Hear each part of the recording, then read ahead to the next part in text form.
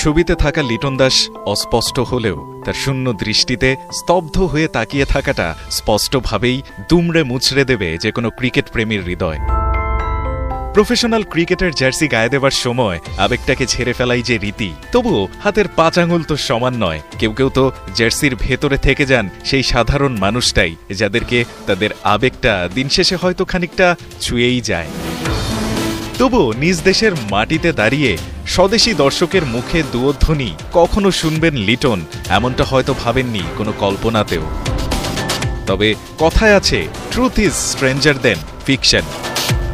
তাই সোশ্যাল মিডিয়াতে ভাইরাল হওয়া ভিডিওতে দেখা গেল লিটন নিজ দেশের মাটিতে দাঁড়িয়েই শুনছেন তিনি নাকি ভুয়া। লিটন নেই তার গোল্ডেন টাচে, সেটা পুরনো খবর। দেশের জার্সি গায়ে উইলোর মোচরে মাঠকে ক্যানভাস বানিয়ে 22 গজে তাকে ছবি আঁকতেও দেখা যাচ্ছে না অনেক দিন। ক্লাসের সবচেয়ে মেধাবী ছাত্র হয়েও পরীক্ষায় বারবার খারাপ করায় খানিকটা তিরস্কার হিসেবেই কিনা বাদ পড়েছেন দেশের চ্যাম্পিয়ন্স ট্রফির স্কোয়াড থেকে। তবে বাদ পড়ার জেদেই কিনা এরপরেই বিপিএলে ঢাকার জার্সিতে লিটন করে বসলেন এক দুরন্ত সেঞ্চুরি। যেন ব্যাটের ছোঁয়ায় জানিয়ে দিতে চেয়েছেন, হোঁচট খেয়েছি ঠিকই, তবে ফুরিয়ে যায়নি এখনো। তবে ফরচুন বরিশালের বিপক্ষে পরের ম্যাচে আবারও অল্পতেই আউট হওয়ার পরে লিটনকে যে দৃশ্য দেখতে হয়েছে তা নিশ্চিতভাবেই হয়তো তাকে পোড়াবে অনেক দিন।